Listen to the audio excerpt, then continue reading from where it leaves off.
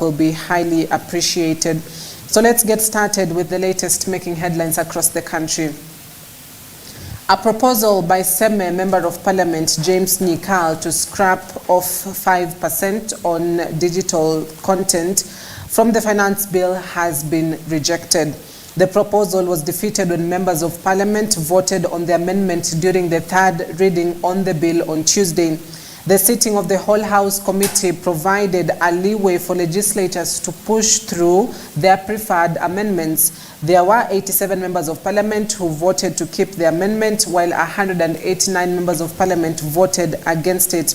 Now, tax on digital content creation was initially proposed in the bill to be at 15%, but MPs later reviewed it to 5%. Content creators had condemned the proposed 15% tax and asked that it be retained at 5%. After the third reading, there will be no other substantive amendments to the Finance Bill 2023.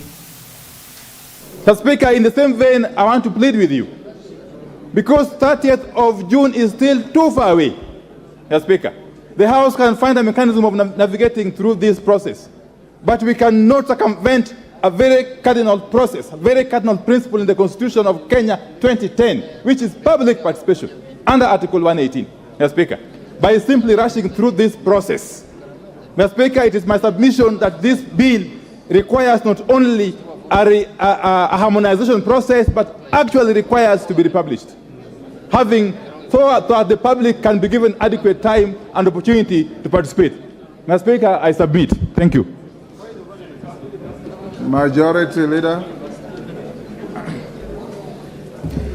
Thank you, Honorable Speaker, and may thank the Leader of Minority for raising those issues. However, Honorable Speaker, a number of the issues that have been touched on by the Leader of Minority are not accurate.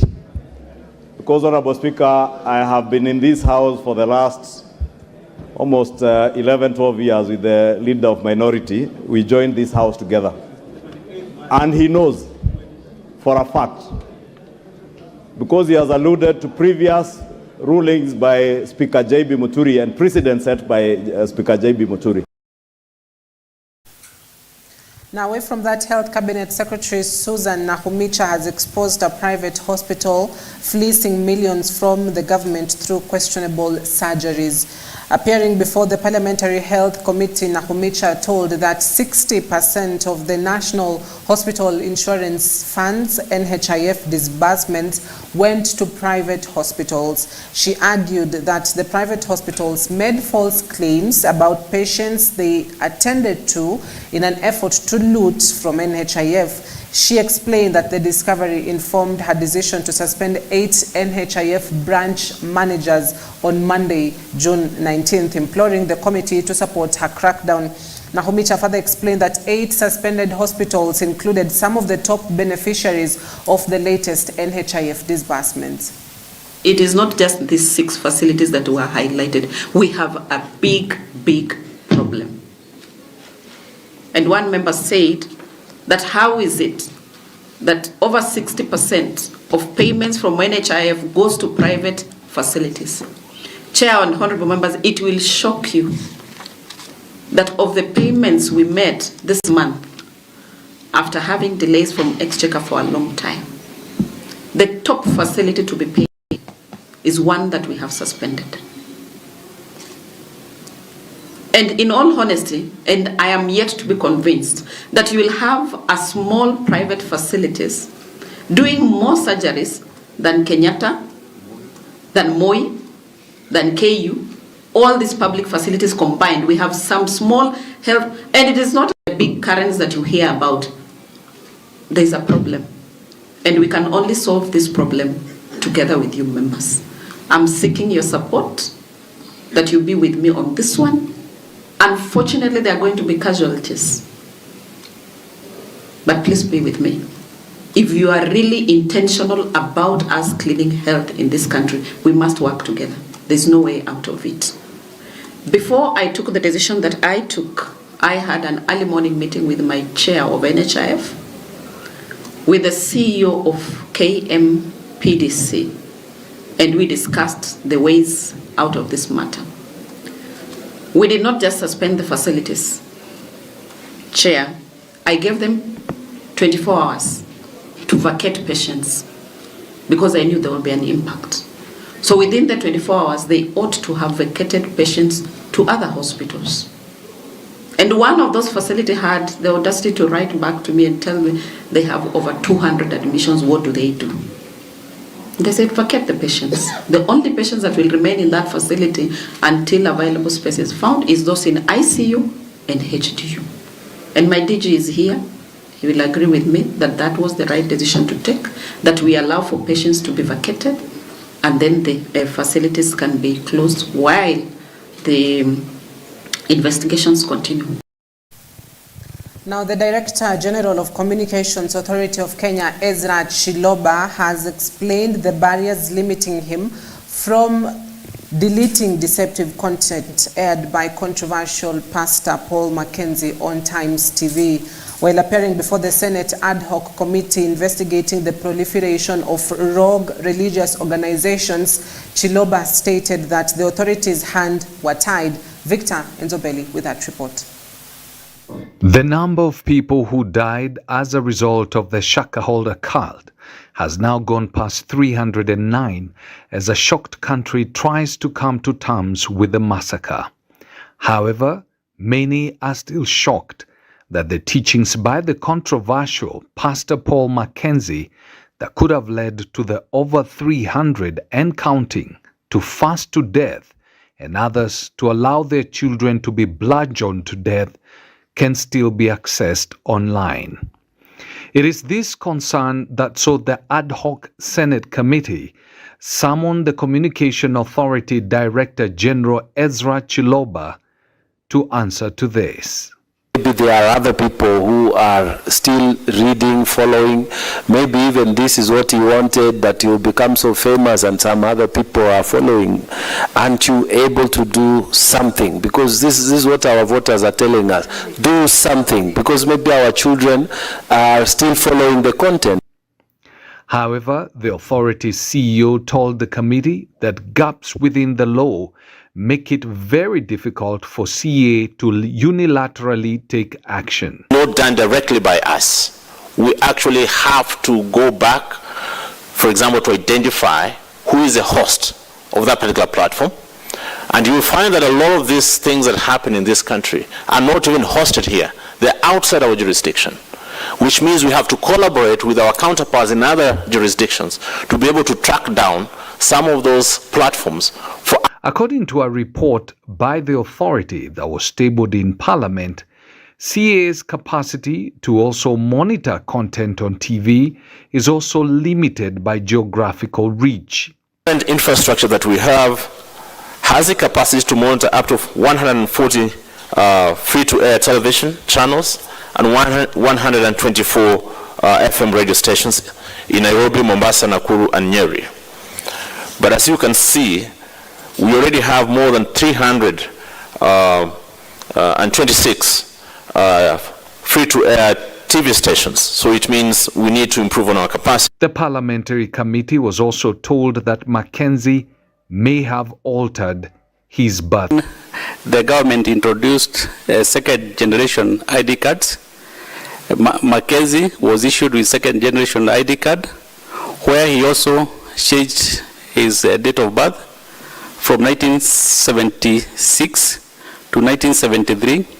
So currently, in the current ID card, his date of birth share is 1973. Mackenzie and 17 others are still in custody as the government continues to build its case against them.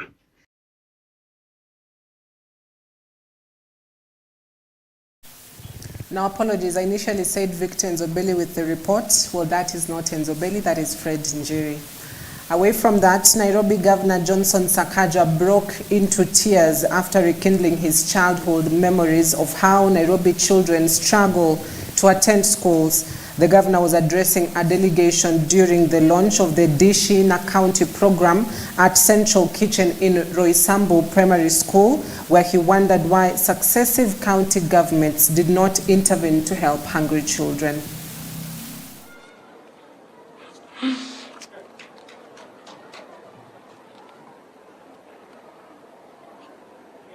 Nairobi Governor Johnson Sakaja today broke into tears after rekindling childhood memories of how Nairobi children struggle to attend schools. The governor was addressing a delegation during the launch of the Dish in a County program at Central Kitchen in Roysambu Primary School, where he wondered why successive county governments did not intervene to help hungry children. In the event attended by President William Ruto, Sakaja noted that the school feeding program will offer meals to many children who had been going without food. We were in Jiru, we were in BD. When you look at the reaction of the children, when you mention food, I think as leaders we need to be very embarrassed. Our children are losing a third of their education when they are told at lunchtime to either go find food and they don't come back to class. They don't come back to school. And when they come back the next day, they can't catch up with what they were taught the day before. Yesterday in Jiru, the chairman of the board of management said that you have remembered even in Nairobi we have levels of poverty with people sleeping with empty stomachs. It is not only in semi-arid and arid areas where people are hungry, even here in Nairobi. Your Excellency, mara nyingi, interventions za njaa, interventions on marginalization ignore Nairobi. Because people assume everybody in Nairobi has money. Urban poverty in many respects bites harder than poverty in the rural area. Hii ni shamba ya mawe. Kama hauna pesa, you will not eat, you will not have a place to sleep. That is the governor, who promised to dedicate resources to Dish in a County program, teared up mid-speech for approximately 40 seconds before he was comforted.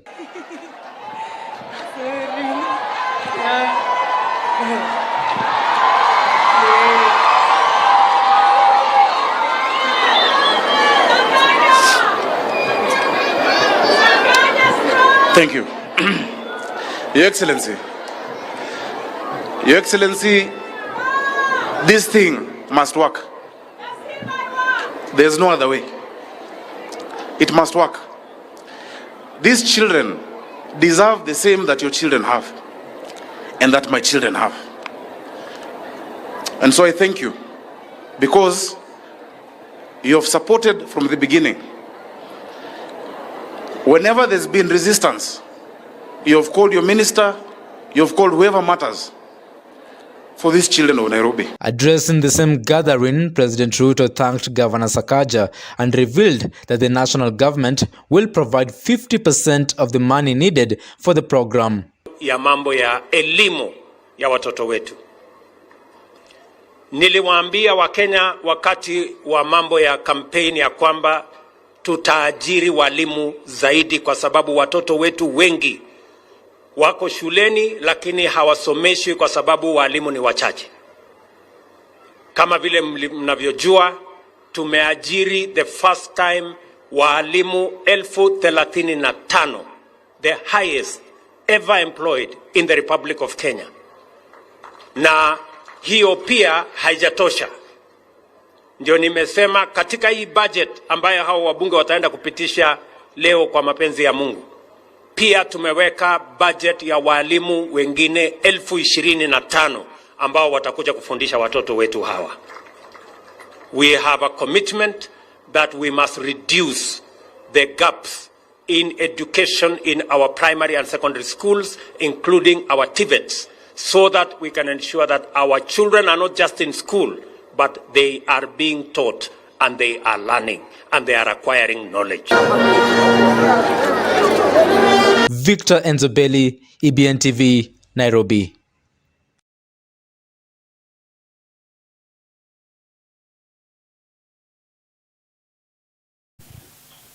Well, it is so good to see happy smiles and faces of children who will finally benefit from this, food program that has been started by the Nairobi Governor Johnson Sakaja, and we can only hope that it will be sustained for a very, very long time.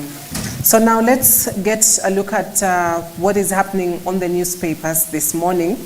I'll begin off with the Daily Nation. Ruto members of parliament still show in the House. A contest it was as the National Assembly yesterday extended its sitting into the night to allow members of parliament to vote on amendments to the controversial finance bill, with President William Ruto's Kenya Kwanza side having its way early on. Speaker Moses Wetangula also acceded to demands for special consideration of some clauses, including those on VAT and housing levy. Furthermore, changes made to the proposed amendments on housing levy and the pay-as-you-earn, or what we call the income tax. Now, members of parliament were voting on that bill at the National Assembly, and the MPs have made steady progress on the Finance Bill 2023. Kimani Ichung'wah moved a procedural motion to extend the sitting time and consideration of the bill until its conclusion. Also, top of the page, a country of poor people. 5 in every 13 Kenyans lived in poverty in 2021, representing 38.6% of Kenya's population of 49.5 million that year, and an increase of 20.7% from 2019, according to new reports by the Kenya National Bureau of Statistics. Now, counties with most people in hardcore poverty in 2021 include Mandera at 20.2%, Kitui at 15.5%, West Pokot 19.1%, Turkana at 45.7%, Bungoma 6.7%, Kakamega 12.8%, Nandi 13.1%, Migori 6.9%, Wajir 22%, and Samburu 30.3%. Now, rural overall poverty is at 13.7 million people, and urban overall poverty is at 5.4 million people. Those who are in urban areas and live in hardcore poverty are about 238,000 people, while those in rural areas who are in hardcore poverty are at 2.6 million people. Now, overall, 19.1 million people live in poverty, and those who live in hardcore poverty nationally are at 2.8 million people. Now, the reality is that families are surviving on perhaps 1 meal a day, or at most 2 meals in a day. Families that can afford 3 meals in a day, well, they can count themselves lucky. Top of the page as well, Health Ministry advises couples to test for sickle cell before getting children. The Acting Director General of Health, Patrick Amoth, says his ministry believes that testing for sickle cell disease, which is prevalent in Western and Nyanza regions, will help tame the rising number of children born with the disorder.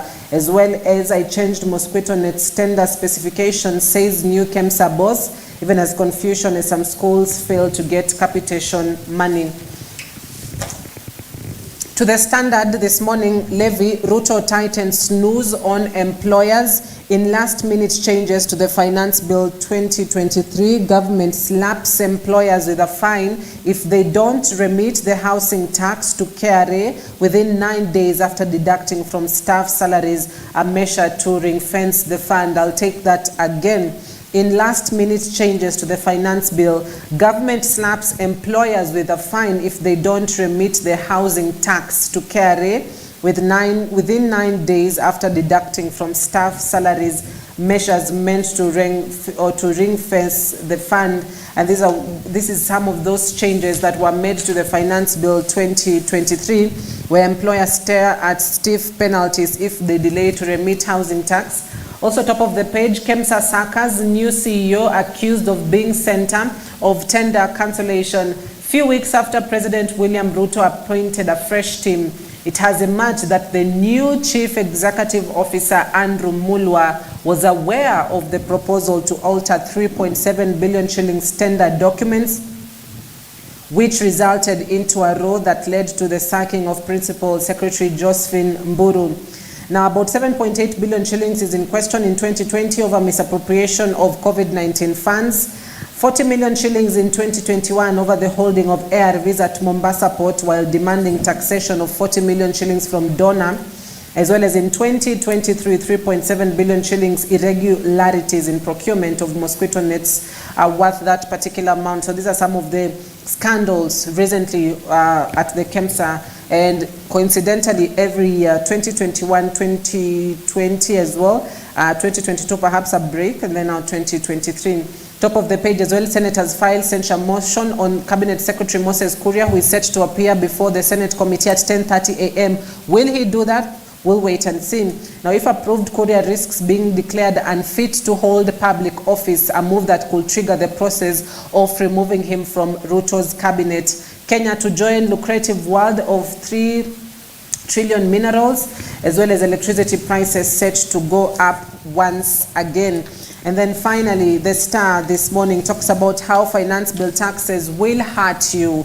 Game of numbers, Ruto team bulldozes their way to impose proposed levies. Implications to be felt from next month when the government begins to implement these measures. Reduced net pay, hiked fares, high food prices, expensive power, as well as employers to pay for employees' housing, at least 3% tax on small businesses, 5% tax on income from digital content, civil servants to pay tax on per diems, KRA to set minimum price for alcohol, as well as 16% VAT on fuel. So one of these will affect you directly. Either it's the hiked fares, which you'll be paying on matatus or on the buses, high food prices, expensive power, employers to pay for employees' housing, at least 3% tax on small businesses, 5% tax on income from digital content, civil servants to pay tax on per diems, KRA set to meet minimum price for alcohol,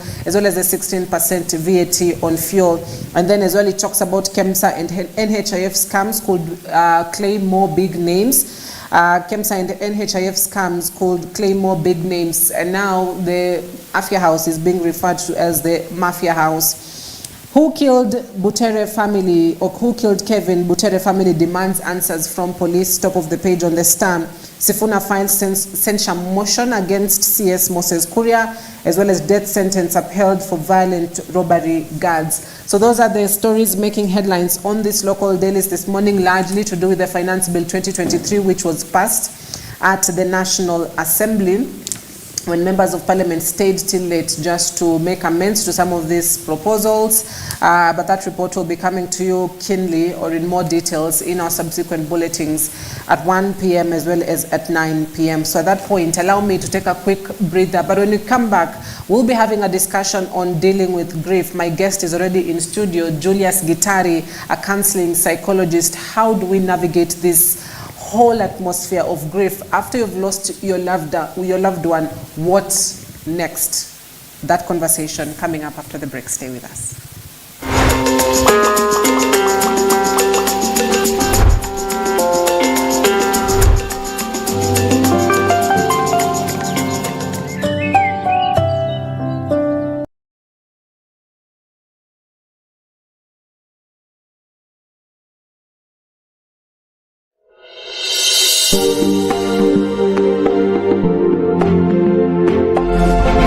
You are watching EBN TV, transforming your world. Starting this Wednesday on EBN Prime Edition.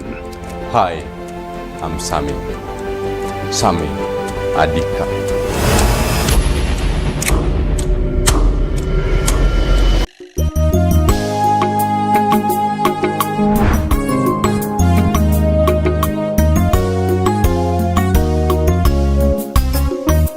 Hello, praise the Lord. My name is Pastor Joseph Musajawaza of Unfailing Love Ministries. I'm inviting you every Wednesday to join us on our program, Victory Through the Word. In this program, we teach you God's Word. We teach you to find solutions and answers to the struggles of life through the Word of God. Everything you ever go through in life, every pain, every tear, every worry, and every questions that you may ever have in this life. You may not get answers out there, but in God's Word, there are answers and there is a solution. The Bible says that God has exalted His Word above His name. In His Word, there is hope. Heaven and earth shall pass away, but His Word will always remain abide. I encourage you, engage with us as we study together, as you ask your questions, and let your questions be answered as you are built and as you hear God's Word. Our church is located in Umoja, Inako, near Olobon Hotel, just off Sango Stage along Moi Drive, and the court is known as Church Court. Give us a visit and your life will not remain the same. God bless you. Let's meet every Wednesday from 7:30 to 8:30 p.m. only on EBN Television.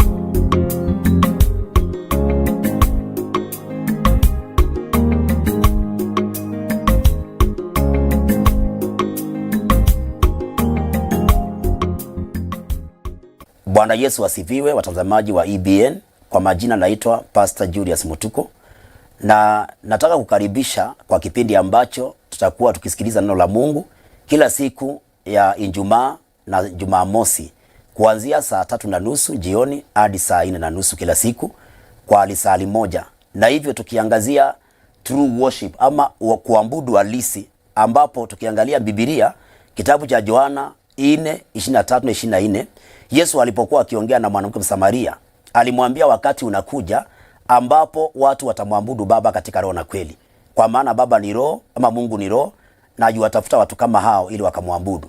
So John nami tukaweze kujua kuabudu halisi ni nini kwa siku hizo. Karibuni nyote in Jesus name. Asanteni.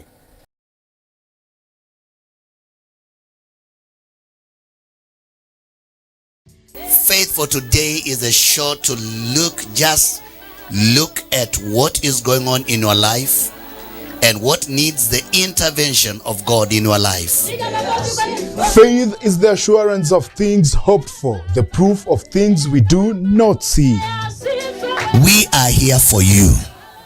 We are not here only for ourselves. We are live every Tuesday and Thursday from 9 a.m. We boost your faith. It is time to revive your faith. Faith is for now, faith is for today. God has given us the breath of life. Your faith today, live with Reverend Felix Kavoy.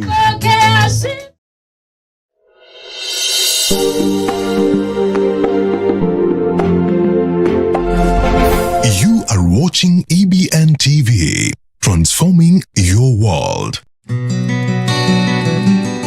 With great love and joy, I especially welcome you to worship with us at Redeemed Gospel Church Buruburu. This is a true family church, a true spiritual home. Redeemed Gospel Church Buruburu is home to exuberant prayers, deep and true worship. A house of prayer that will leave you feeling refreshed. Our first service starts at 7:30 a.m. to 10 a.m. and our second service starts at 10:30 a.m. to 1 p.m. On Wednesdays, we have our midweek service from 6 p.m. to 8 p.m. and every Friday from 6 p.m. to 9 p.m. we have our Night of Glory. This is the church you have been looking for. This is the place for your spiritual growth and maturity. See you this Sunday and karibu sana. Starting this Wednesday on EBN Prime Edition. Hi, I'm Sami Adika.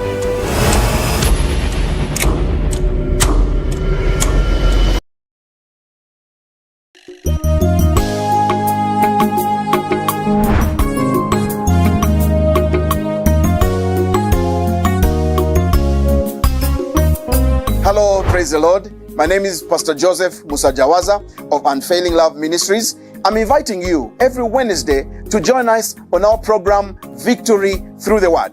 In this program, we teach you God's Word. We teach you to find solutions and answers to the struggles of life through the Word of God. Everything you ever go through in life, every pain, every tear, every worry, and every questions that you may ever have in this life. You may not get answers out there, but in God's Word, there are answers and there is a solution. The Bible says that God has exalted His Word above His name. In His Word, there is hope.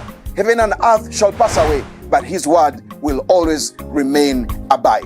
I encourage you, engage with us as we study together, as you ask your questions, and let your questions be answered as you are built and as you hear God's Word.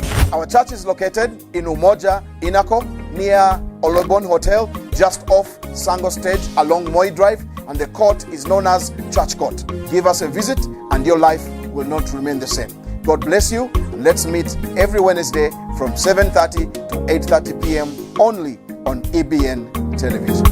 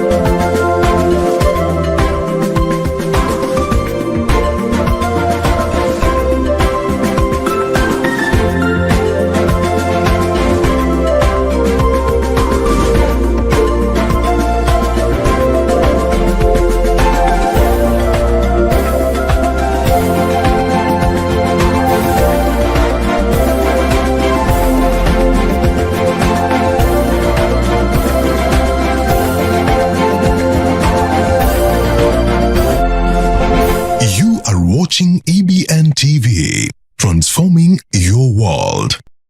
Faith for today is a show to look at what is going on in your life and what needs the intervention of God in your life.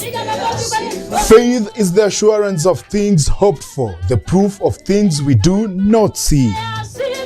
We are here for you.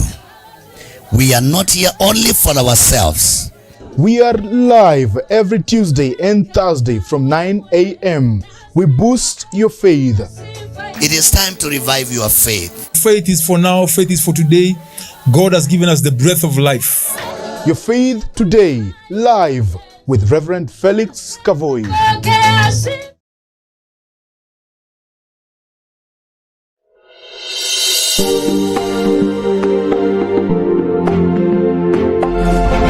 You are watching EBN TV, transforming your world. Starting this Wednesday on EBN Prime Edition. Hi, I'm Sami Adika.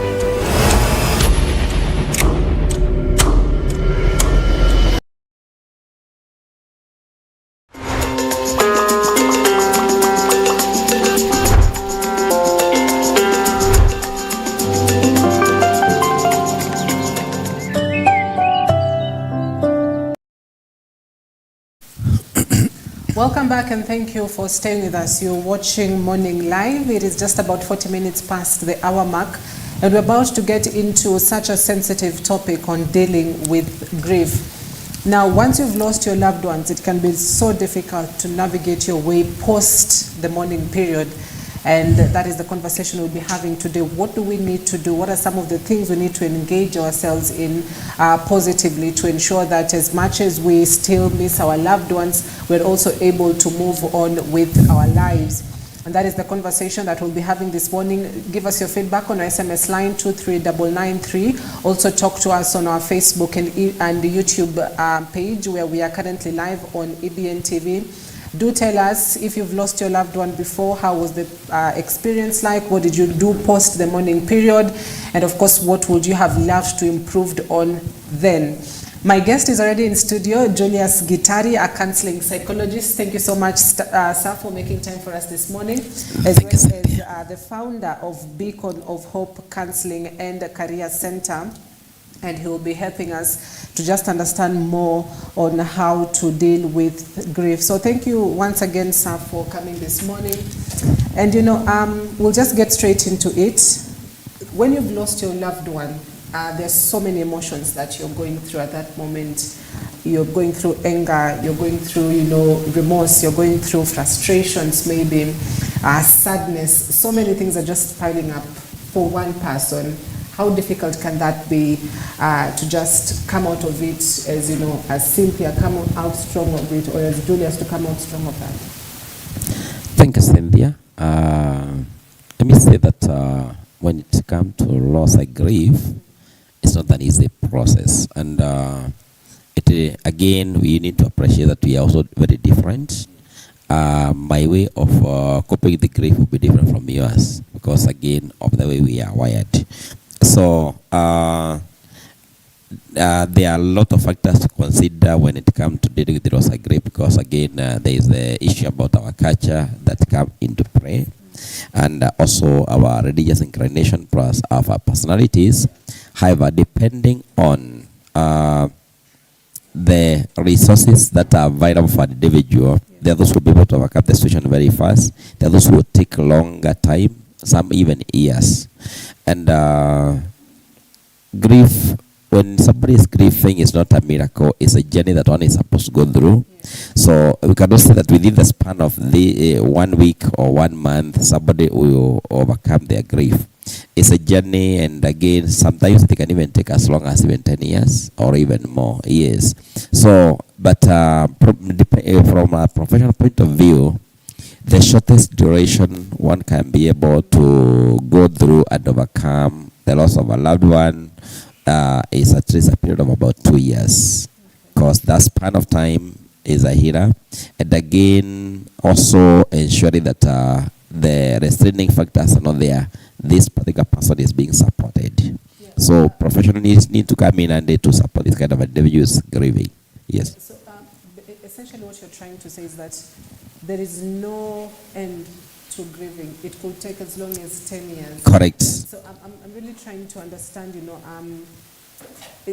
those who go post 2 years from a professional point of view, is that normal? It is normal. And at the same time, it can be abnormal because maybe we need first of all to understand that grief is normal.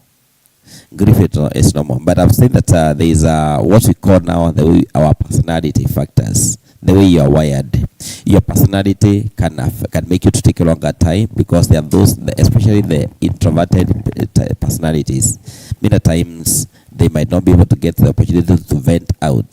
Extroverts will be able to overcome the situation very fast because they are ready to share with anybody and everybody, and this facilitates the healing process.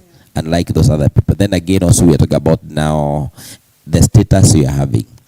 By virtue of maybe you now being the media personality here, you might not get time to get even professional help because of the nature of your work. So your family members might overcome the situation, but you are still left because you've not been attended by virtue of you not being present to be supported. Then again, we also lack the support system. We are lacking professionals who can take us through because of maybe our environment, like maybe your environment you are coming from does not allow you to grieve.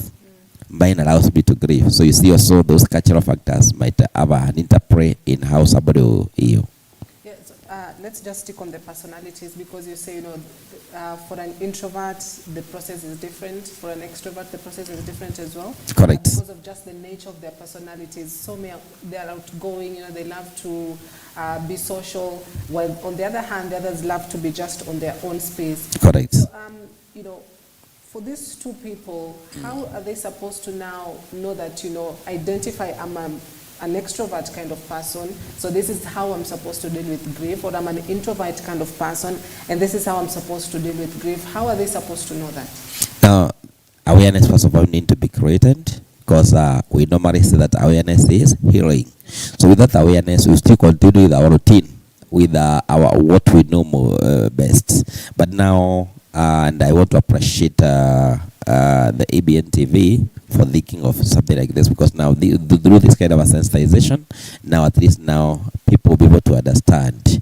I should not block what's happening in me because maybe this is how I've been born and brought up. There is the way I can be able to vent out and heal fast than just assuming. Because when you assume, when you don't deal with an issue, anything, we always say in life that anything that has happened to you negative and you not dealt with it, it does not die. It becomes an unfinished business. And it will get that expression in a very, very negative way once a trigger happens anywhere and everywhere. And triggers can come anytime and every time. Yes. What are these triggers? What do they look like? A simple trigger of telling you that you've never processed your loss is you attend my funeral. I've lost a loved one. You come to attend to my to support me. Then you are the one who is now becoming very hysterical and you cry the loudest, and you're not the one who has lost a loved one. That means that maybe the casket of my loved one has reminded you of the people you never let go. So that's why people even will start wondering what has been the relationship between you and my loved one who has died. So that is a trigger. That the presence of that casket on the hearse itself remind you of the unfinished business of the many people you've never said an appropriate goodbye to them, and that's why you really become now the person who is most affected. Yes. And you thought you had dealt with those people a long time ago. You've not. Yeah. That's a trigger. Then maybe an incident might happen in life, a negative incident might happen in your life, and it make you to break down, which might be an indicator of a delayed grief. And so you start wondering what has happened to Nanjala here. What has happened to her? We thought you are the strongest. You are coming for our aid. Now you are the one who is the most affected. So those are some of the triggers, and maybe other incidences that normally happen in life as we continue through our lifespan developments. Yeah. So I'd love to get more about the stages of grief that are there, because the moment you've lost your loved one, the initial reaction perhaps is to to feel sad and to get this sadness feeling within you, and you're crying. But then again, there's now post the burial, after you've now, sent off your loved one. What comes next? There's that feeling of being lonely, because in most cases, perhaps in African households, after the burial is over, all those who are within the homestead during the mourning period now go back to their own lives. And now the reality kicks in. It's just you and your family at home now. You have to now directly deal with what has happened. So if you could just quickly take us through these stages of grief till the end, perhaps when you feel now you can now breathe and now, move on with your life. Yes. Yeah, thank you very much. Now, actually, you've captured something very, very, very important. Yes. That as long as I've not buried my loved one, the environment comes in handy, and it really supports me so much. To an extent, I'm not allowed to deal with the pain of the loss of the loved one, or whatever. And by the way, a loss does not necessarily focus on the loved ones. Yes, we have got different types of losses and whatever. So, however, now when we have finished the burying process, and we planted the flowers, we've eaten, and we put the cloth, and the people have disappeared.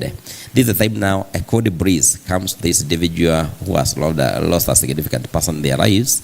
And 1 week down the line, the first 2-3 days, people are very, very okay. 1 week down the line, this is the time now a cold breeze comes to this individual. And so when they reach that kind of a point, we don't merely say that based on different scholars, we've got different stages, but allow me just to talk about one major scholar who came out very strongly, and this is a Christian psychologist by the name Elizabeth Kubler-Ross. Kubler-Ross has dealt with the process of grieving process, and she said that the moment now we lose our loved ones, for us to receive the healing process, the first stage is whereby we enter the stage of shock and numbness. Shock. And we call it shock and denial. Shock and denial. Yes. Yeah. There's a point whereby you say it is not possible. It's not true that the loved one has died. And the shock and denial, that's a defense mechanism that help us to deny the reality, because accepting the reality is very, very, very, very, very painful. Naturally, there is the way God has wired us that the trace we have to read. We have got shock absorbers in our system, which are automatic. The Creator did a wonderful job. So now this shock and numbing is not, it can take a minute. So this shock and denial, it can take a minute. It can take even 5 minutes. It can take an hour. It can take even a day. Yeah. You got the bad news. You are aware, but the system says it is not possible. Yes. That gives you some moment to really reorganize your mind. But then the defense mechanism, the longest they can work very well with you is about 72 hours after a bad incident has happened to you. Then after now shock, now the reality starts striking, and now we go now to stage 2. Which we normally call now anger. Now, anger is a very volatile emotion, and majorly anger comes in 2 dimensions. It can be either anger directed towards yourself, or anger directed towards others, even the person who has died. You might be angry with the person who has died. Know you're angry. Yes, yes. Okay. Because you never be angry until you are hurt. You would never be angry until you are hurt. So actually, under the anger, we need to know, to understand that volatile emotion that now is manifested outside. Deep below it, actually, when you are dealing when you are processing grief, anger itself as an emotion, when it come out, we need to understand that it is a very complicated emotion, because below it, there are other 5 types of anger below the anger which is coming out. At that point that yes, your loved one has gone. Yes. So there are 5 types of there anger within the anger. So during the processing of the grieving process, it is not over. Until it is over, we have to help this individual to deal with the other 5 types of anger below this which is coming outside. Yes, we have to process them. There is the fear. Fear is a type of anger. There is hurt, which is a type of anger. There is anxiety, which is a type of anger. There is a guilt, which is a type of anger. And there is the depression. which is a type of anger. So anger is masked. It's a mask. The underdog actually of anger is which is coming outside his heart. Yes. So this and this anger heart, general that we are feeling masks all these. Yes, yes. So many times people tend to really focus on processing the outward anger, which is manifested in throwing tantrums, aggression, and violence. But before we reach that point, there is a lot which has been happening inside this individual, which need to be processed. So then, after the anger, now energy is over. You go now down the depression valley. So the third stage is depression. Yes. Okay. Anger was that energy that was coming out. Now it is over. That's why even you see after demonstrations, people are very tired, they go home. You no longer make noise. So now the energy has been released. That negative energy has been released. Now you reach a point of going now down the depression curve. So the third stage is depression. I don't know whether you've ever visited a patient in the hospital who has been ailing, and you discover yesterday they were talking very well. Today, they don't want to talk. They don't even want to open the sheets that they are covering themselves with. And you start saying that, oh, here it's already God. They are still okay.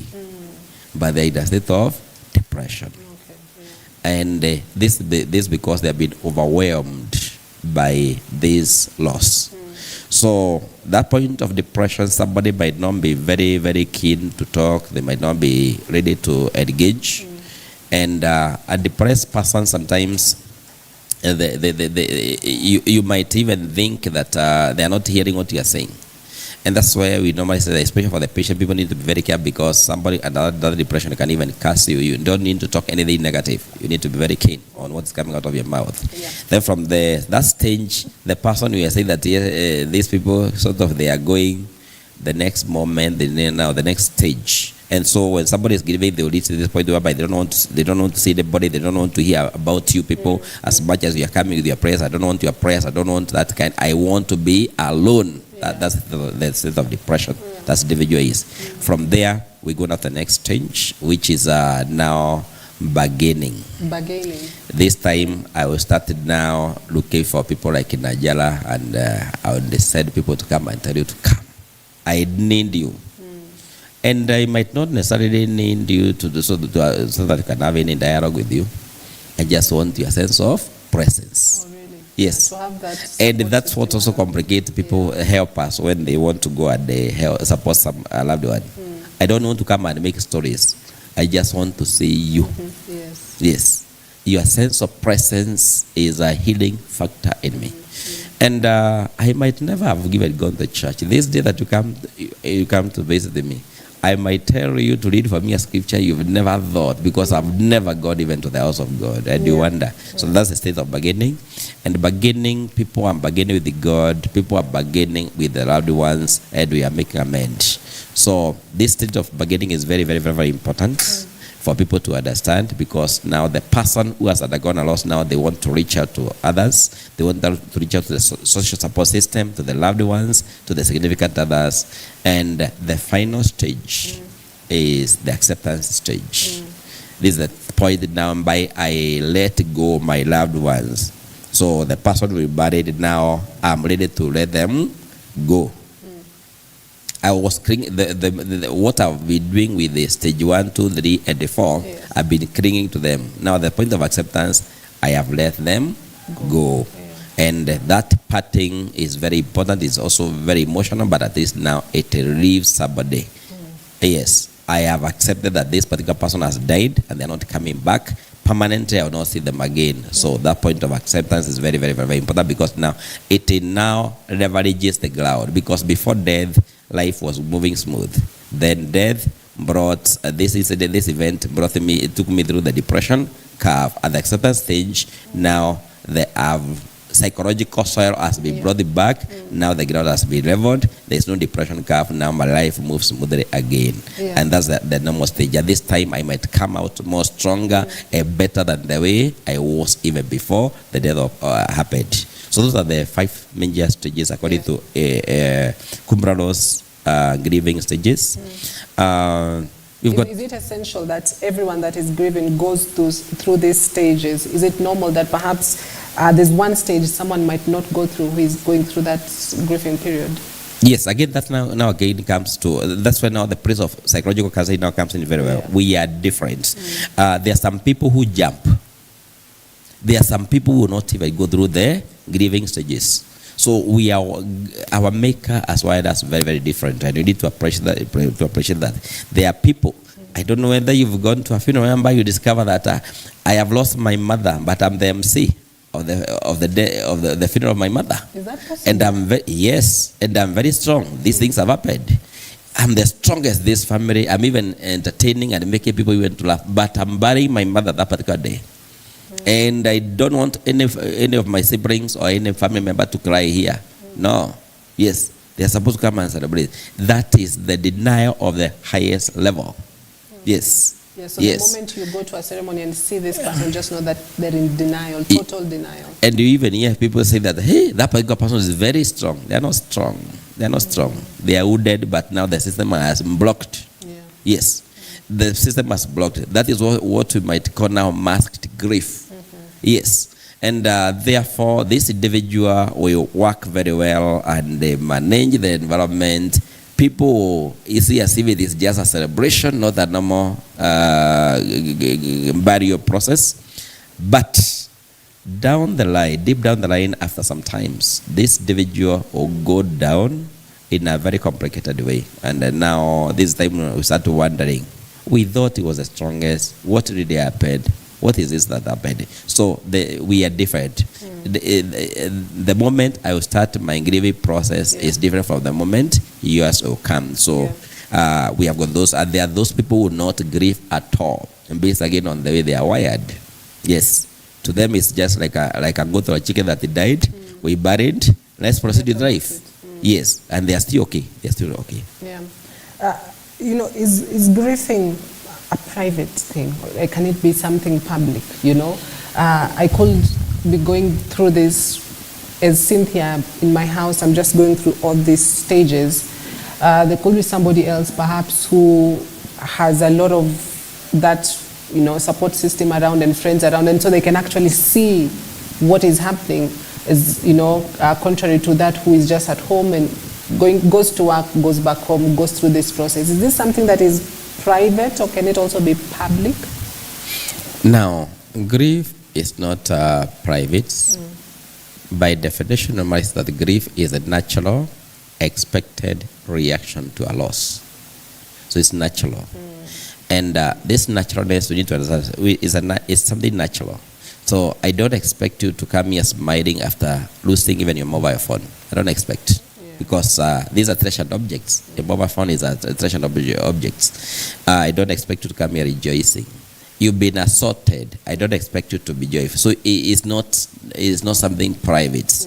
There is the obvious expectation in terms of the thoughts, in terms of the feelings, in terms of the behaviors, in terms of even the way you are socializing. There must be changes. So it is not something that is that is private, because it's natural. Then it is expected.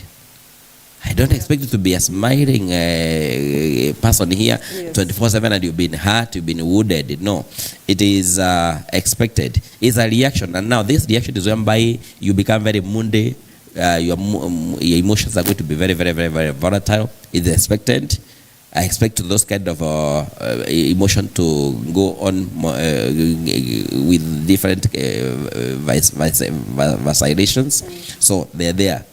So you can know, because you're an emotional being, you're not a statue, you are a being. Therefore, I expect you to express these emotions one way or the other. And you might resort to even doing a lot of scribbling on your papers. You might resort to a lot of journaling. You might resort to talking a lot. You might resort to even blocking people. Those are reactions. So they are not private. They are public, and they can be seen. Some of them, they will be obvious, because these days you're not even receiving my phone. So that's an indicator that somehow you are hurt somewhere. So, and then there are reactions. These reactions, your appetite is supposed to change. How you eat even your dress code might change, because maybe you're in that stage of now depression, whereby you become very, very unkempt. You're not taking care of yourself. You're not sleeping well. Yes, your eyes are now red, not because you are drunk, but because you never slept because of sleep disturbances. You are walking, hearing, and seeing things which are not there, hallucinations. So these things are not something private, and that's why people need to be helped to come to realize what is happening and to process. Because failure to process again, it will bring now complication, and that's whereby now mental health awareness is coming in when you have got unfinished businesses maybe from the past. Yeah, now let's talk about the losses, because how do we now overcome this loss? And you said, there are different types of losses. I could not necessarily be grieving about somebody who was close to me. So if you could explain that more on these different types of losses that we have. Good, thank you.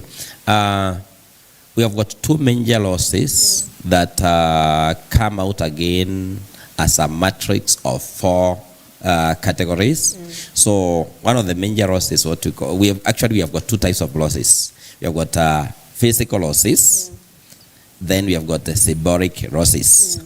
Now physical losses are losses that are tangible. Your phone is something that is tangible.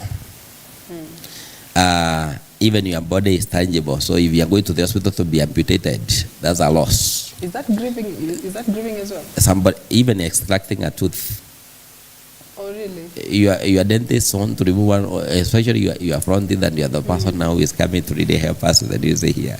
You need to go through the grieving process. You have lost something very significant. So physical losses, they are tangible losses. If your house is burnt, go down by flames of fire, that's a physical loss. If your car is stolen, that's a physical loss. These are tangible losses. The symbolic ones, they're the ones which are not, they abstract, they are not easily recognizable, symbolic losses. And these really, there are very many. Actually, as talk about the symbolic losses, there are very many, and many people are hurt by the symbolic losses. Like being in love with you. There's no love between me and you that is connecting us. But we are saying we are in love. So in case our love does not constitute now what we are calling the filial love or the eros love. Now, if you tell me that that is the end of the story, the heartbreak. I will be heartbroken. It is as if I've lost a loved one. I will grieve. So these symbolic losses, they are the ones that really often, actually these are the ones that are constituting many people who are even in the psychiatric hospitals and even in the hospitals. There's a lot of heartache. Many people are getting depressed because of this kind of symbolic losses. Divorce is a loss. Losing a job. There's nowhere in your system, there's no DNA for you that you are employed. But you are the one who is that you are employed. In case you lose a job right now, that's a loss. You are demoted, that's a loss. You are traveling out of the country, your family members are going to grieve.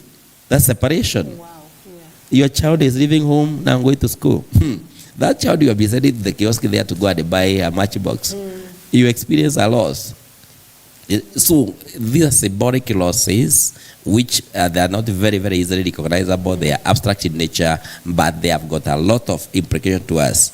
Your daughter who has finished Form 4, that is not coming out of it's not coming out of the house. You are thinking that your child is very disparate. That's somebody who is undergoing a loss. Yes. They have lost that life of being in school. They have lost the loved ones, so they are grieving also. Now, those 2 types of losses now, they have got an implication in the sense that now, when you are helping somebody to process, there are 4 categories of loss that need to be processed. One of the categories of loss that are very critical to be processed is the loss of aspect of self. Like I was talking about, in case through the medical diagnosis, we are through a part of our body. That is a loss of aspect of ourself. Yes. Through amputation, through those kind of medical procedures, and there is a part of us that will go. Incidentally, even these light of passages, we undergo. Yes. There is an aspect of you that is getting lost. That's a loss. And that's why sometimes people's behavior after those lights of passage change. The good you, now you start behaving in a very funny way. It's a loss. We just never recognize. People think it's something very, very constructive. It's a loss of an aspect of self. If you're to wear glasses, that's a loss of aspect of self. The physician, the optician tell you that at least you are not seeing very well these days. You need to have the glasses. people are not happy with those kind of medical diagnoses. That's a loss of aspect of self. Then we have got also the loss of a relationship. And those ones, they are very, very obvious. If I lose my spouse, that's a loss of a relationship. Yeah. Then we have got now the loss of treasured objects. Loss of treasured objects. Even a ring is a treasured object. This is not my ring, it's somebody's ring. So if it gets lost. But I've been seeing, you see people out here walking without their rings. Let them walk without their ring. They are grieving. They need to be taken through the grieving process. So there is the loss of treasured objects and the developmental losses. Yes, as we age, we undergo losses in life. Yeah. Yes, so there are so many things that we lose in the process of growing up, but we just haven't pinpointed it out. We assume. And that's why you see, even at my age, I'm not comfortable with my gray hair. I would like to dye it. That is because I am processing the loss of the aging. Yeah, that's a developmental loss. Yes. As I wrinkle, I would like to cover, because these are developmental loss and they are permanent, they are not reversible. Yeah. So people need to be able to understand these dynamics of losses and they process them. Yes, it's not my joy. The way my agility now is no longer there. Yes, and you hear people lamenting, when I was 16, that's somebody who has not processed that they have aged. Yes, they have gone, they are 32, they are 48. So when I used to. That's somebody who is still lamenting. They have not said an appropriate goodbye to their 16-year period. They need to be helped to discover they are no longer 16. They are now 40, they are 50. Yes. Now that you've taken us through identifying what losses, what these types of losses are, there are two types. You've said the physical one and the symbolic one. Correct. So how now do we overcome it?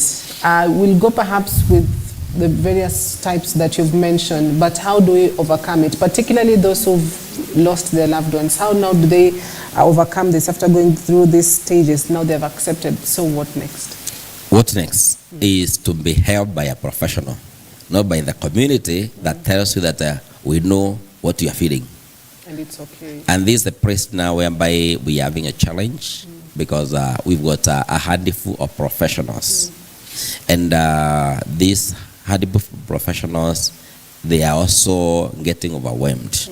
Then again, people have not understood the place of counseling. They are assuming, actually, we have refused to appreciate the place of counselors and psychologists. We are preferring either a clergy to come and continue to pray for us, or a doctor, or our uncles or the aunties to take us, especially if the children who are still mourning. Yeah. They would like to be taken away from the family and be taken to one of the family members. That's the long way of dealing with processing this kind of pain that we're going through. So professional counselors are supposed now to other people now to understand that this is an injury that I've gone through, and this injury, I require an opportunity to heal. So psychological counseling is needed here, and I want to talk about the gentleman by the name William Warden, who came out very strongly to help us to understand what to do in case we've lost a loved one. Yeah. So during the process of helping people to say an appropriate goodbye or to heal after they have lost a loved ones, they need first of all to be taken through the counseling dimension whereby they need to accept the reality of the loss. Stop denying. Accept you've lost this loved one, and this loved one will not come again. They have gone and they have gone forever. It is you is left. If they are going to heaven, it is you who have now to captivate your way of how also to reach them in heaven. Yes. And that's a reality. This particular person is not coming back. Number two is to accept to go through the pain of grief. And that's where people do not want. They will resort to taking to abusing themselves by destroying themselves. Stage 2 is the most painful one. Going through the pain of the loss. Allowing yourself to feel what is happening. That I am going to let you talk about that particular person who was very significant to you, how they encountered their death and what that death meant to you, and now you have to let them go. Yes, and you have to mention them. Now that's change.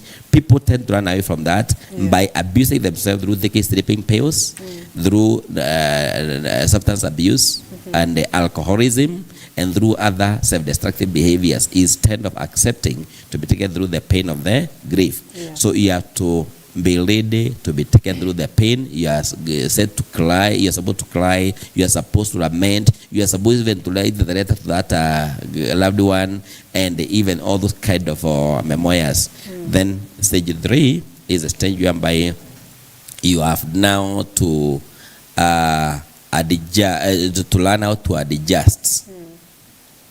To adjust, and that stage again is also very painful. To adjust to a life without the loved one. Yeah, it's not easy. If you've done so many things together, you've been, you spend your day with them. Yes. And then all of a sudden. And then longer there. Yeah. Now you have to continue with what you've been doing when this particular person was there, plus what they have been doing. That adjustment is not easy. It's just like in retirement. Yeah. Just the same way retirement is a painful process. People also need grief when they have retired. So that's the adjustment. Now assuming you'll be my spouse, you need to know I'm the one who has been taking the children to school and picking them. I'm the one who has been paying electric bills and water bills. You don't know even the offices where these things are. Yeah. I'm the one who has been driving the family vehicle. You have never even gone to a driving school yet. You are the one who took the highest loan so that we buy this family vehicle. Now the vehicle is there. You cannot go to it to the place of work because you know how to drive. So you start, especially for the ladies, they start even lamenting about skills that they neglected to acquire when the loved one was there. So that adjustment is not easy. It is a journey that people need to be assistant, because it can really put you down. It can make the environment take even an advantage of you, because you've reached a point of helplessness and hopelessness. Then the final stage is whereby you relocate the energy from the loved one and invest it in another relationship that is more healthy. That's the point we are saying you have healed. So according to William Warden, the 4 stages are very, very, very important. Whereby you have to accept that the loss has happened.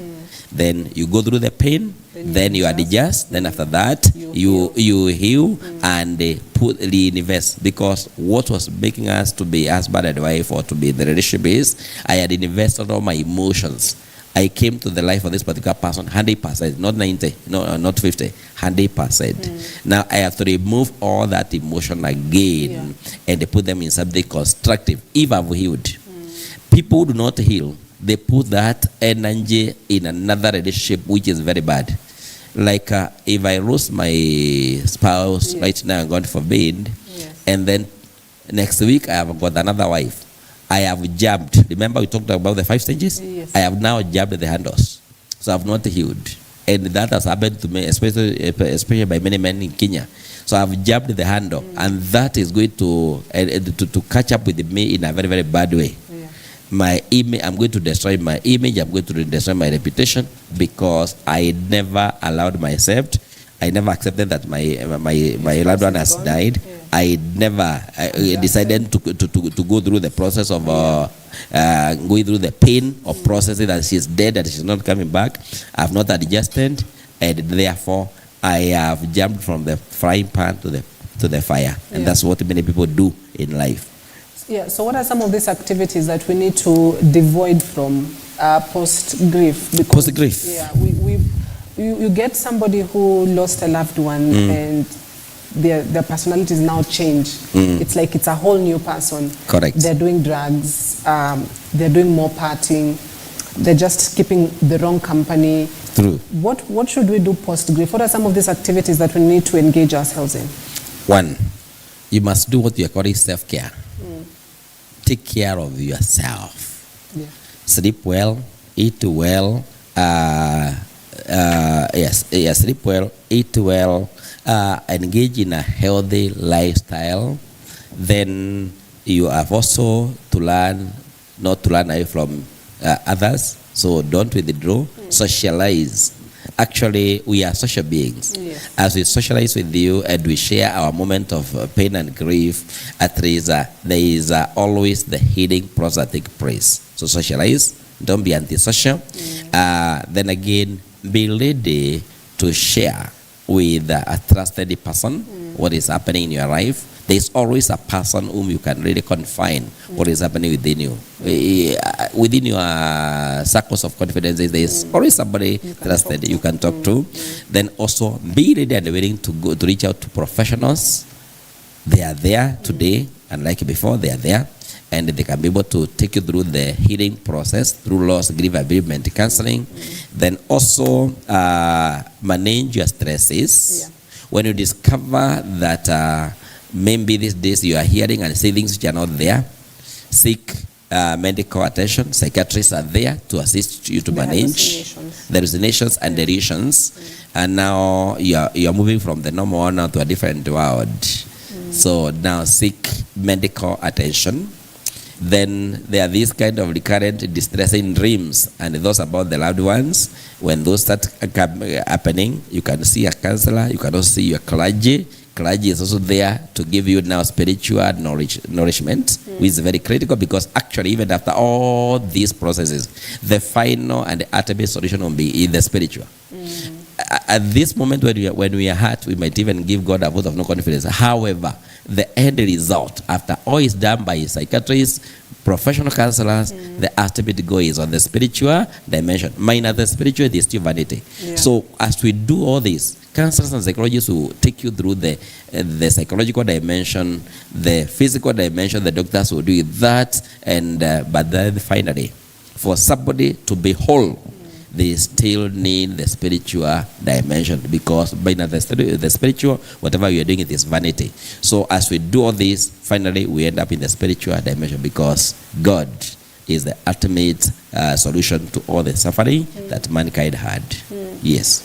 What if, unfortunately to say this, but what if someone is not a born-again Christian, has not been to church, doesn't go to church, on Sundays they just stay at home and wash clothes, then they go through this whole process.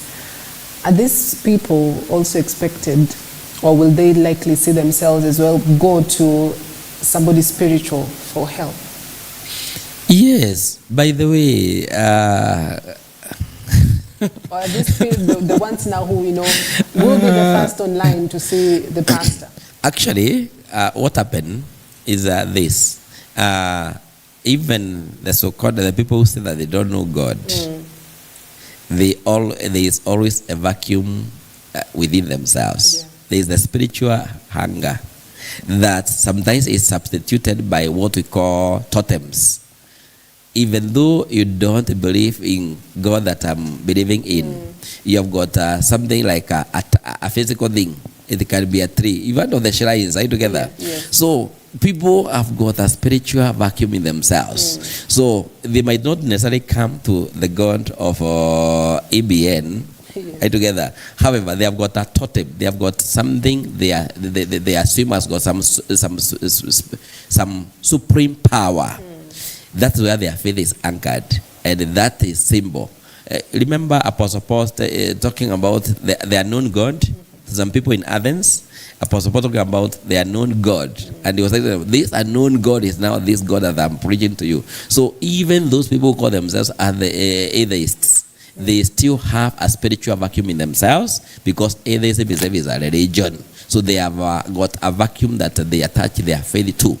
And this faith can also sometimes become positive or negative. Like now, those people are going to the cult and whatever. So there is that kind of vacuum. And one thing which is very critical, that people always cherish the so-called man or woman of God.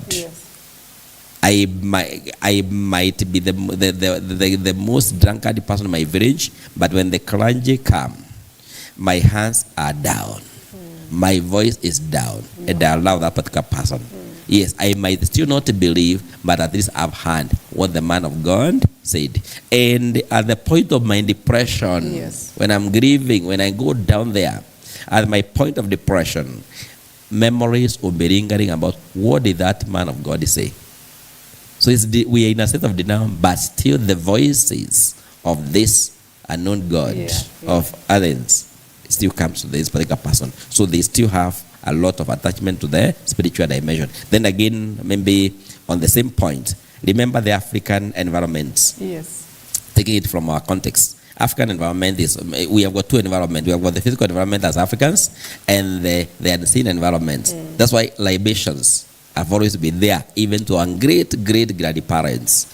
No taking of meals before you pour it down. So the spiritual is there. Let's not pretend Whether you accept it or not. Whether it is there and we have even practiced it. Yes, traditionally we have practiced it. Yes, and that's why we are sacrificing goats when there is a dry weather. So, and we are pretending. So we still appreciate there is a power beyond us, and that power is the ultimate solution to our pain and our agonies in life. Yeah, now let's talk about our children. There's a child who, has experienced loss, and as an adult, for one reason or the other, you're the one who is sort of now the support of this young child. They might be too young to understand the complexity of what they're going through. So what are some of these simpler ways to help a child that has lost the parents, has lost a friend, has lost their doll, and they keep on crying? What is the simpler way to help them understand that, what you're going through is a loss, it is not coming back, but this is how you should move on with your life? Thank you, Nanjala. I never expected this. We are used to dealing with the loss among the adults, but this is a very, very critical question, and I'm very happy that you brought it up, because many times the issue to do with the children tend to be neglected. Personally, I've dealt with I've dealt with the issue about adoring children. So it's very, very important that you've come up with this information. So first and foremost is to appreciate that children are human beings also.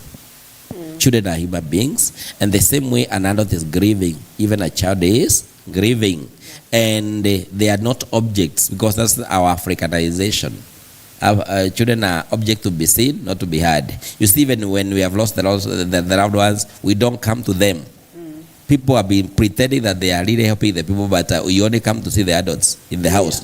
And you say how you stood with us. You did stand with the family. You stood with the adults in the family. So you thought the children are not important. Actually, that's a very critical area. In fact, this is an area that we need to even delve deeper. So children are human beings. They grieve like the way me and you is grieving, and they need to be taken through loss, grief, bereavement, counseling. Equally, when there is a trauma that has happened, they also need to be taken trauma, psychological first aid, and psychological debriefing, because they are human beings, and they are the skills and the techniques to handle these children. Now, when children have lost the loved one and they are equally grieving, what you need to know, first of all, you need to appreciate their age brackets. So that even the question we are going to direct to them, it is age specific. So we first of all need to understand the age bracket. Number two, we need to acquire skills. Actually, what complicates dealing with the children is people lack the skills to address the children. Remember, at a tender age, allow me maybe to take this bracket between 0 and 12 years, because that's the actual period we normally call children. From that 13 to it's teenagers. Yeah, from 13 to 24, those are teenagers. So this bracket of 0 to 12, it tends to really disturb us a lot. First and foremost, we need to understand their age development, their age bracket, and the kind of question to ask, and what to apply to extract the information that we require. So for these children who are very young, we have got tools that help us to assist them to understand what is happening. First and foremost is what we are calling now the play therapy, whereby we have to engage with them in acting what happened. And because they have got two major environments, the home environment and the school environments, in the play therapy room, we need to engage them. We have to prepare items that resemble what is available at home and in school environments, so that they act what happened. They are seeing whatever is happening, they act. When they act, they are venting out. Then we take them through art therapy, whereby they are supposed to draw. You give them, maybe, assuming it's the dad or the mom who has died, we are assuming. So they are supposed to draw their family. Yes, on a paper. On a piece of paper. And then as they draw, now they explain what they have drawn. As they are explaining, they are venting out what? The emotions. Then the next thing is that we've been going to them, probably assuming this particular person was admitted in the hospital, we have been going with them to the hospital. Now, even the time the particular person dies, we need to take them there to discover this particular person is no longer in that bed.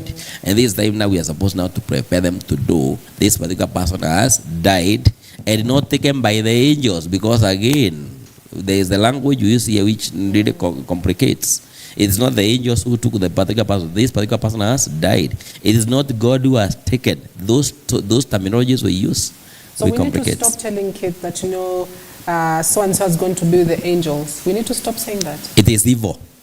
And it is unprofessional, it's unethical to use those terminologies. They are called platitudes. Psychologically, professionally, they are a long way because it's a lie. Yeah, they're dead. And this particular child has not developed to reach a point of understanding what you're saying. The person has died. That's what we need to tell them. Then we need to explain what is death. Death is the finality of life. It is the end of life. And when this life ends, the body goes back where? To the soil. But the soul and the spirit, they go to the Maker who put them inside us. So they need to understand that, because I can hate God, I can hate angels because they have taken away my mother. Yes. So we need to learn the right language to tell our children and take them through this kind of process. Then again, also something very, very, very, very important. Storytelling are very important for these children. They need to be told about the journey of this loved one who has died, and now this particular person has died. And they also need, if and where possible, even to be taken to the graveyard to understand what was in that coffin. And sometimes during the viewing of the body is very critical for them to view and to be around to view. And we should not harass them. They need to be given time to view that body. Is the body of the mom, is the body of the aunt or the uncle or this cousin. They need to see it without being harassed completely. So that they can be able now to say appropriate goodbye also. Then the next thing is also, we also need now to let them cry. If they are going to cry, let them cry completely. And as they cry, we need to facilitate them to go through the crying process. As they ask you the questions, don't twist. Just answer the question directly that it has been asked. Don't complicate it. Don't shy off. Answer all those many questions that they ask you. Finally, you are satisfying their curiosity. We tend to run away. Don't evade any question. Face it the way it is and answer it as appropriately as possible. Yes. Now, as we wrap up this conversation on dealing with grief, you are the founder of Beacon of Hope Counseling and Career Center. And I can see there are so many, certificate courses as well as short professional course development courses that, people go through. So looking at, is there a specific course that people can undertake so as to help them, give counseling on how to deal with grief? Or is it just a general, issue that comes under various courses that one goes through? Thank you, Nanjala. Majorly, Beacon of Hope Counseling Career Center is a consultancy that I founded back in the year 2009.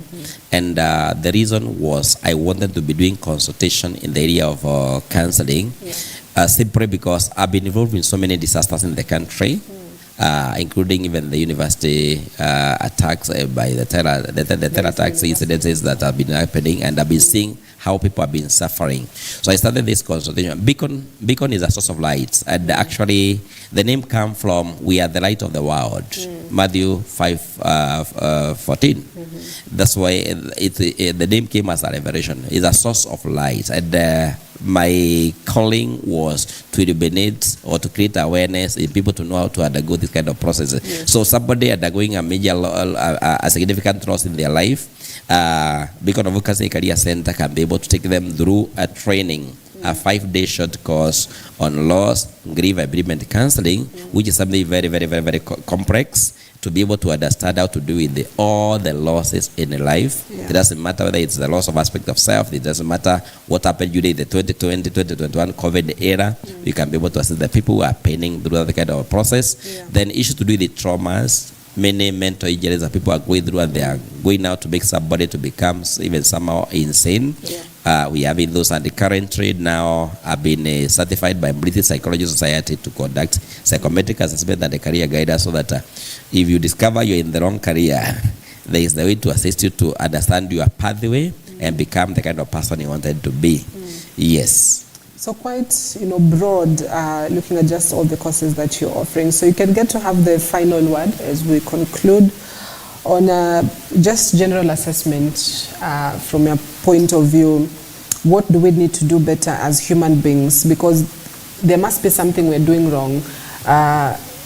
Just on dealing with grief, we always assume we're okay when we're not. So as wind up your general assessment, what can we do better? What can an individual do better to make sure that this process, as much as it is painful and excruciating, at the end of the day, we can say we healed and we moved on? Thank you very much. One of my parting shot is this: that I would like to request our listeners, first and foremost, to especially within the church fraternity, is our clergy to allow professionals like us to be able to do a free sensitization forum in a congregation to create awareness about the praise of counseling and how important this counseling is to them. Number two is to request people to reach out to people like us to be able to be assistant to another, to know that because they have gone through an injury, this injury need a professional way of healing it instead of compounding it, and also being able to accept that life is about losses and losses are about life. Every day we are undergoing losses. It's only that we are not aware about them, and therefore awareness is a healing. The moment we are aware, we are able to know how to cope with the issues in life in a more professional way, in a better way possible. Because right now we are talking about the challenges of mental health and awareness in the country, whereby people are not aware of what is eating them. They are going down the depression curve. They are engaging in maladaptive behaviors, not because they want, but because they are lacking their awareness. So I still want to echo the point that awareness is healing, and professionally, people also we need to capacity build by telling people that the program, the course on counseling is here, and they can take it, and they can be able to facilitate the healing process. Let people be sensitized about the praise of counseling, because remember, the wonderful counselor is who? Jesus himself. God is involved in the healing. So if we don't see God at the center of counseling, we'll continue to say it is secular, it is evil, but it is the best medicine for normal people, because normal people encounter challenges coming from three sources: domestic, social, and work. On daily basis, even today, as you'll be in your office, you discover people coming to you, they are going to present issues coming from domestic settings, from work settings, and from social dimension. So if social dimension is healed, work dimension is healed, domestic issues are healed, we have got a little heaven down here. And the total healing will come when you embrace counseling. That's my parting shot. Thank you. Thank you so much, Julius Gitari, a counseling psychologist, as well as the founder of Beacon of Hope Counseling and Career Center. We wish you all the best as you continue with your organization that takes, or takes people through these short courses that you could do to play a part as well in society, and to your friends and your relatives, those around you, to ensure that we're having a society with people who are sane and emotionally stable, and it makes the society much better. So thank you so much for coming in. I've learned quite a lot. I didn't know that losing my phone, I'm grieving. I didn't know that those who are in retirement are also grieving the fact that they've left their job. So it's such a complex, and the wedding rings as well. That one I must point out. So thank you so much for all those who've been tuning in and watching, and to your feedback as well that has been coming in. Tunasema asante sana. The conversation does not have to end here. We can keep it going. Talk to us throughout the day through our social media platforms. Tell us the different ways that you grieve, as well as how do you cope up with grieving. What have you lost? How did you come out strong from that? And it will be something that, of course, will be for the benefit, not just for yourself, but also for those around you. You've been watching Morning Live with me, Cynthia Nanjala. I'd love to wish you a fantastic morning. Do enjoy the rest of your programming. Thank you so much for coming in.